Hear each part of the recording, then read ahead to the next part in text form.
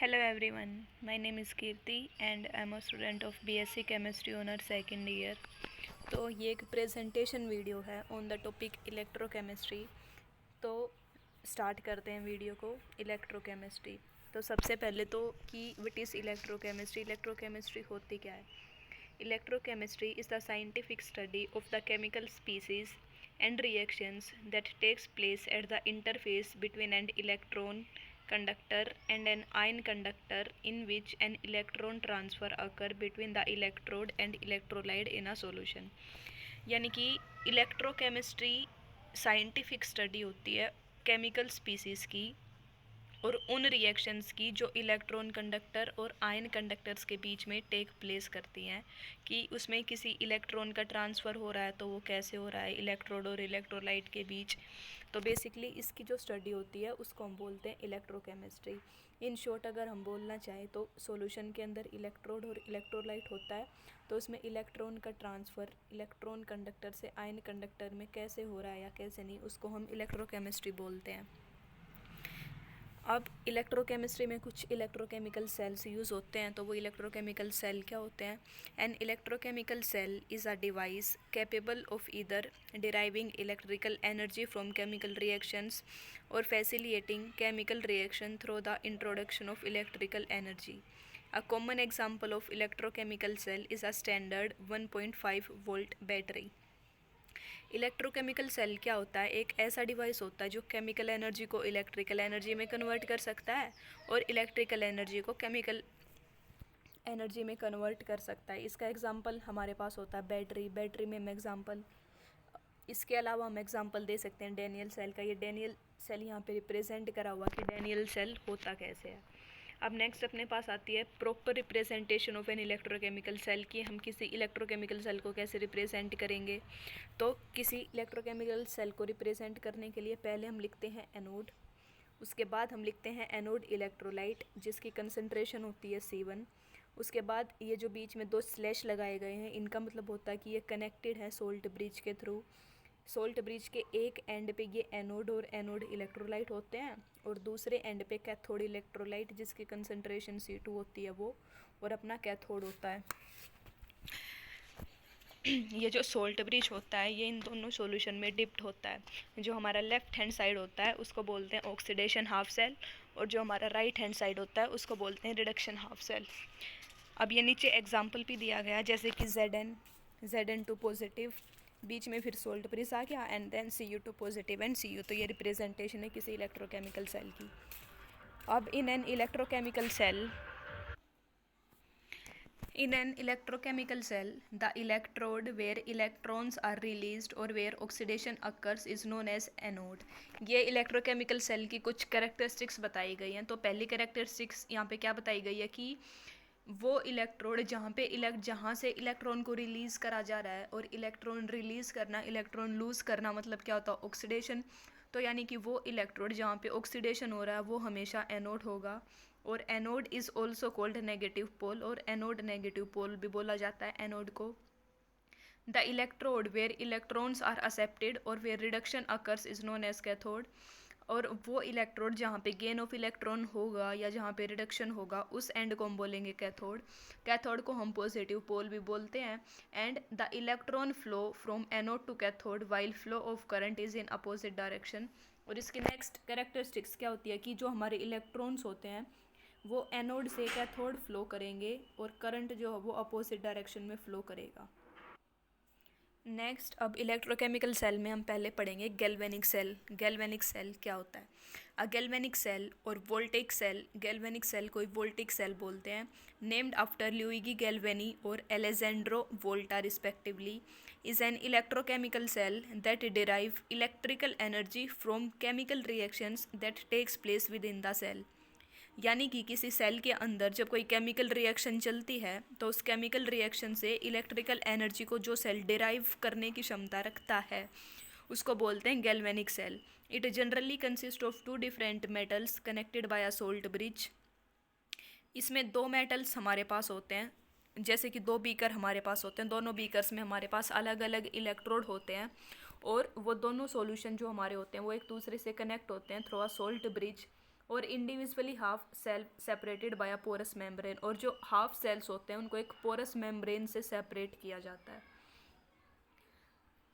Next, the difference in electrical potential between the anode and cathode is called cell voltage, electromotive force और EMF and cell potential. यानी कि जो electrical potential का difference होता है between the anode and the cathode, उसको हम cell voltage भी बोलते हैं, इलेक्ट्रोमोटिव फोर्स भी बोलते हैं और सेल पोटेंशियल भी बोलते हैं। ये हमारे पास इंस्ट्रूमेंट दे रखा है या एक डिवाइस हम बोल सकते हैं जिससे कि हम इलेक्ट्रिकल पोटेंशियल फाइंड आउट कर सकते हैं दो सॉल्यूशंस का। तो यहाँ पे वो शो करा गया पिक्चर में। या नेक्स्ट अब अपने पास आता है रिएक्शन। गैल्वेनिक सेल में रिएक्शंस कैसे होती हैं। Zn जो कि अपनी सॉलिड फॉर्म में होता है वो कॉपर के साथ रिएक्ट करता है जो कि अपनी एक्वस फॉर्म में होता है, और वो क्या प्रोवाइड करता है, copper in solid form, and Zn2 positive ion वो प्रोड्यूस कर देता है। Cu2 पॉजिटिव की कंसनट्रेशन 1 मोलर थी और Zn2 पॉजिटिव की कंसनट्रेशन भी कितनी थी, 1 मोलर। अब अगर इसको हमें रिप्रेजेंट करना है तो हम कैसे रिप्रेजेंट करेंगे। पहले क्या था हमारे पास, एनोड इन सॉलिड फॉर्म, तो हमने लिख दिया ZnS, उसके बाद Zn2 पॉजिटिव जिसकी कंसनट्रेशन होगी C1 यानी कि 1 मोलरिटी, वो भी हमने लिख दिया। ये बीच में आ गया हमारे पास salt bridge, and then Cu2 positive और उसकी कंसनट्रेशन, और देन हमारे पास आ जाता है Cu solid. Left hand side पे हमेशा ऑक्सीडेशन होता है तो वो एनोड, और राइट हैंड साइड पे हमेशा रिडक्शन होता है तो वो हमारे पास हो जाता है कैथोड। नेक्स्ट अपने पास आता है standard electrode potential. Standard electrode potential के लिए जो सेटअप होता है वो इस तरीके का होता है। इसमें भी 2 बीकर्स होते हैं, जिसमें एक बीकर में हमने जिंक को डिप कर दिया और उसके अंदर हमने ZnSO4 का सॉल्यूशन फिल करा गया है। बीच में एक हमने वोल्ट मीटर लगा दिया है, और जो दूसरा इलेक्ट्रोड है उस पर हमने प्लेटिनम का इलेक्ट्रोड लिया है और उसमें हम हाइड्रोजन गैस को फिल कर रहे हैं जिसका प्रेशर 1 atm है। और ये जो प्लेटिनियम का इलेक्ट्रोड है इसको हमने डिप किया 1 मोलर HCl सॉल्यूशन में, तो इसको हम बोलेंगे हाइड्रोजन इलेक्ट्रोड, और लेफ्ट हैंड साइड वाले को हम बोल रहे हैं जिंक इलेक्ट्रोड। और ये एक दूसरे से कनेक्टेड है थ्रू सोल्ट ब्रिज, और हमने ऊपर वोल्ट मीटर भी लगा दिया है रीडिंग्स के लिए। तो ये हमने यहाँ पे इसकी रिप्रेजेंटेशन करके दिखाई है, ZnS, Zn2 positive, salt bridge H positive plus H positive and H2 1 atm और प्लेटिनम S। एनोड पे क्या होता है, ऑक्सीडेशन, तो हमने ऑक्सीडेशन रिएक्शन लिख दी। Zn in solid form gives Zn2 positive plus 2 electron. और कैथोड पे क्या होता है, रिडक्शन, तो हमने यहाँ पे कैथोड पे होने वाली रिएक्शन भी लिख दी, 2 electron plus 2 H positive gives H2 यानी कि हाइड्रोजन गैस। ये हमने यहाँ पे ओवरऑल रिएक्शन लिख दी। ये तो थी ऑक्सीडेशन वाली, ये रिडक्शन वाली, ये यहाँ पे ओवरऑल रिएक्शन लिखी गई है। नेक्स्ट अब अपने पास आता है electrode potential. The potential difference between electrode and the electrolyte is known as electrode potential. Cell potential, the potential difference between the 2 electrodes of a galvanic cell. एक सेल के अंदर 2 इलेक्ट्रोड होते हैं, एक एनोड की तरफ एक कैथोड की तरफ। तो उन दोनों के बीच का जो पोटेंशियल डिफरेंस होता है ना, या उन दोनों के पोटेंशियल डिफरेंस के बीच में जो डिफरेंस होता है उसी को हम बोलते हैं सेल पोटेंशियल। तो cell potential of any cell can be calculated by the formula E naught of cathode minus E naught of anode. ये फॉर्मूला हर जगह यूज़ होता है, तो इस फॉर्मूले को आप हमेशा ध्यान रखना। कैथोड की जगह हम रख देंगे जिस भी चीज़ का या जिस भी मेटल का वहाँ पे इलेक्ट्रोड बना हुआ है उसका पोटेंशियल, इलेक्ट्रिक पोटेंशियल, और एनोड पे रख देंगे जो वहाँ पे जो भी मेटल प्रेजेंट होता है उसका। तो इस तरीके से हम सेल पोटेंशियल किसी भी सेल का कैलकुलेट कर सकते हैं। नेक्स्ट आता है EMF, the potential difference between the 2 electrodes when no current is flowing through the cell. ये तो था पोटेंशियल डिफरेंस बिटवीन 2 इलेक्ट्रोड जब यहाँ पे करंट की कोई बात नहीं करी गई थी। बट EMF में क्या आ जाता है, जब एक सेल के अंदर से कोई करंट फ्लो नहीं हो रहा तब उन 2 इलेक्ट्रोड्स के बीच का जो पोटेंशियल डिफरेंस होता है उसको बोलते हैं EMF। ठीक है, नेक्स्ट अब अपने पास आती है नर्स्ट इक्वेशन। तो नर्स्ट इक्वेशन क्या होती है, it shows the relationship between the electrode potential and concentration of the solution. ये रिलेशनशिप बताती है बेसिकली इलेक्ट्रोड पोटेंशियल और सॉल्यूशन की कंसंट्रेशन के बीच में। और जिस इक्वेशन से वो रिलेशनशिप बताती है वो इक्वेशन क्या है, E is equal to E naught minus 0.0591 divided by n log concentration of reducing divided by concentration of oxidation. ये रिड्यूसिंग और ऑक्सीडेशन क्या है, यानी कि ये रिड्यूसिंग वाले में हम वो सारे मेटल्स रखेंगे या वो सारे एलिमेंट्स रखेंगे जिनका रिडक्शन हो रहा है, उनकी कंसंट्रेशन डिवाइडेड बाय जिन भी एलिमेंट्स का ऑक्सीडेशन हो रहा है उनकी कंसंट्रेशन। ये हमारे पास फॉर्मूला होता है या इक्वेशन होती है, नर्स्ट इक्वेशन जिसको हम बोलते हैं। ये इसका एग्जांपल दे रखा है, जैसे कि ई सेल निकालना तो E naught of cell minus 0.059 divided by n की जगह पे हमने 2 रख दिया, log concentration of Zn2 positive divided by concentration of CO2 positive. तो इस तरीके से हम कैलकुलेट कर सकते हैं EMF of cell by using Nernst equation. Next अपने पास आती है equilibrium constant from Nernst equation की। जो हमारे पास नर्स्ट इक्वेशन थी उससे हम इक्विलिब्रियम कांस्टेंट कैसे डिराइव कर सकते हैं। ये हमारे पास नर्स्ट इक्वेशन का फॉर्मूला था। ये यहाँ पे हमने जो हमारी कंसंट्रेशन थी रिड्यूसिंग एलिमेंट्स की और ऑक्सीडाइजिंग एलिमेंट्स की, उसकी जगह पे हमने अलग अलग से जो रिएक्टेंट और प्रोडक्ट थे हमारे वो रख दिए।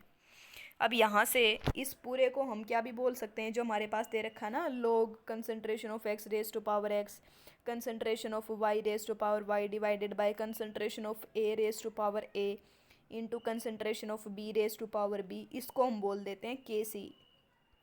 तो log Kc को हमने रखा एक साइड, बाकी सारी चीज़ों को हम ले जाते हैं दूसरी साइड। ये मैथमेटिकल कैलकुलेशन है। तो यहाँ से हमारा फाइनली फॉर्मूला क्या आ जाता है, log Kc is equal to n E naught of cell divided by 0.0591।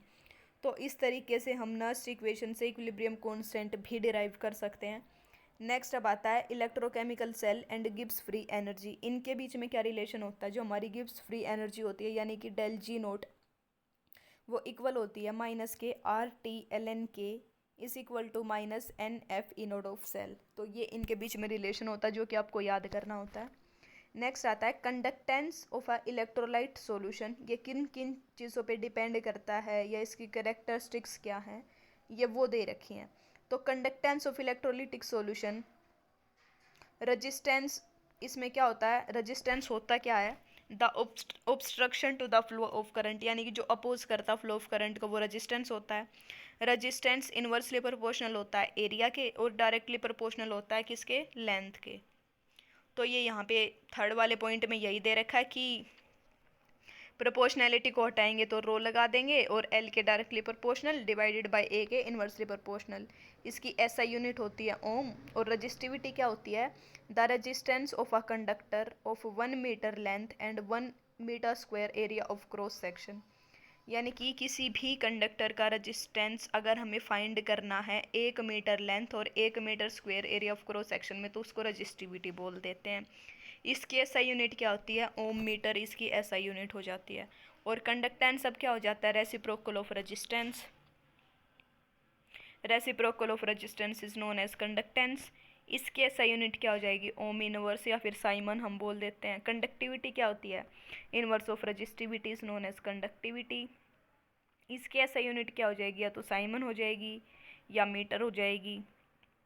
Molar conductivity क्या होती है, molar conductivity, the conductivity of the solution containing 1 mole of electrolyte and kept between the two electrode with unit area of cross section and distance of unit length। Molar conductivity क्या होगी कि किसी भी solution की conductivity जो कि contain करता है 1 मोल इलेक्ट्रोलाइट, जिसको ऐसे 2 इलेक्ट्रोड के बीच में रखा गया है कि जिनके बीच का डिस्टेंस 1 यूनिट होता है। यानी कि अगर कोई सॉल्यूशन 2 इलेक्ट्रोड्स के बीच में है और उन 2 इलेक्ट्रोड्स के बीच का जो डिस्टेंस है वो 1 यूनिट लेंथ है, तो उन इलेक्ट्रोड्स के बीच में जो सॉल्यूशन है उसकी हम कंडक्टिविटी जो फाइंड आउट करते हैं उसको बोलते हैं molar conductivity.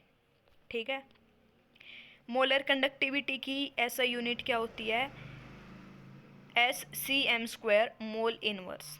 Limiting molar conductivity क्या होती है, the molar conductivity at infinite dilution और at zero concentration is known as limiting molar conductivity. Variation of conductivity and molar conductivity with concentration. तो ये ग्राफ के थ्रू इन्होंने एक्सप्लेन कर रखा है variation of conductivity and molar conductivity with concentration. X axis पे हमने कंसंट्रेशन ले लिया है और वाई एक्सिस पे हमने मोलर कंडक्टिविटी ले लिया है। तो ये यहाँ पे ये ग्राफ्स शो करेगा या डिफरेंट डिफरेंट कंडीशन में। नेक्स्ट फॉर वीक ये ग्राफ की एक्सप्लेनेशन करी गई है वर्ड्स में।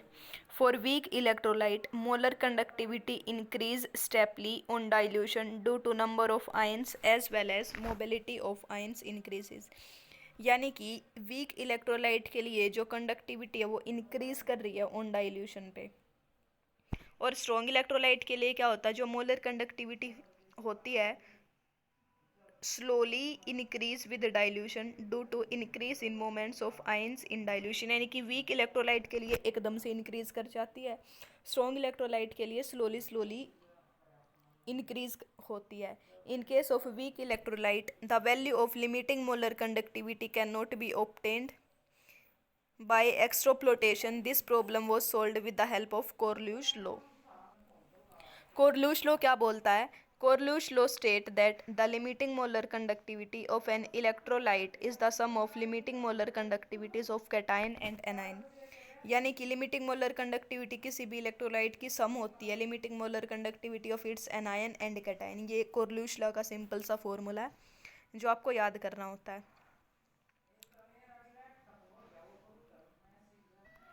तो आज की वीडियो में इतना ही, बाकी काम देखेंगे किसी और दिन किसी और वीडियो में। Thank you all for watching this video.